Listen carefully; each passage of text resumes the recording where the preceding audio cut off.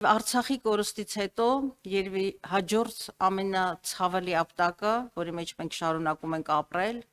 դա ինչին անդրադարձավ Արթուր Խաչատրյանը Բաքվում ընթացող կեղծ դատավարություններն են։ Դատավարություններ, որտեղ այսօր մեղադրյալի աթոռին նստած են Արցախի ռազմաքաղաքական ղեկավարությունը, ինչպես նաև պահվող այլ անձինք, եւ դրան զուգահեռ, ինչպես նշվեց, ՑՄԱ դատապարտման պահանջ դատախազի կողմից 16-ից 19 եւ 20 տարի, այսպես պահանջ Բաքվի կողմից։ Եվ դրան զուգահեռ Հայաստանում տոտալ մերժում Հայաստանի իշխանությունների կողմից տոտալ բառը միգուցե շատ նուրբ է ասած, ուղղակի պղծության հասնող ուրացում եւ այսօր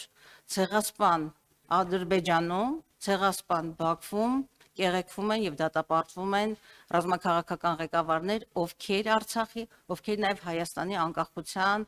նաեւ Հայաստանի անվտանգության համար են այսօր զոհասեղանին հայտնվել։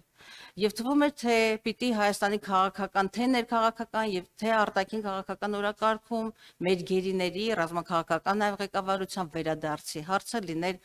ամենաբարձր առաջնահերթությունը գերակայությունը եւ հակառակ մի շարք պնդումներին, որը կատարվել է նաեւ արտաքին գործերի նախարարի շուրթերով, թե իբրև թե մեր իրենց գերակայությունը եւ բոլոր հնարավոր միջազգային ատյանները օգտագործում են, միջազգային ամբիոնները օգտագործում են այդ հարթակները գերիների վերադարձի առնչությամբ, բայց արդյունքում ունենք 0 արդյունք եւ ավելին քաղաքական մեծամասնության շուրթերով հայտարարություններ են այսպես տարածվում, որ իրենց օրակարգը բոլորովին այլ է եւ մենք նաեւ ապացույցները ունենք, հստակ ապացույցները, այլ վերջերս այստեղ Եվրանես խորհրդարանական վեհաժողովի, ուրեմն վեհաժողովի հերթական աշնանային նստաշրջաններ, որտեղ քաղաքական մեծամասնության падգամավորները պարզապես մերժեցին միանալ ընդդիմադիր падգամավորների նրանց թվում Արթուր Խաչատրյանը, Աննա Գրիգորյանը, Էլինար Վարդանյանը, Հայկ Մամիջանյանը, ուրեմն բանաձևի փոփոխության առաջարկին, որը վերաբերում էին գերիների անհապաղ վերադարձի եւ ազատ արձակմանը, բայց դրան նախորդել են նաեւ Պորտոյում տեղի ունեցող ԵԱՀԿ խորհրդարանական վեհաժողովը, որտեղ նույնպես իմ կողմից առաջարկված բանաձևին պարզապես չքվեարկեցին, չմիացան ուրեմն քաղաքական մեծամասնության ներկայացուցիչները եւ հստակ այսպես ազդանշան տալով նաեւ միջազգային հանրությանը, որ Արցախի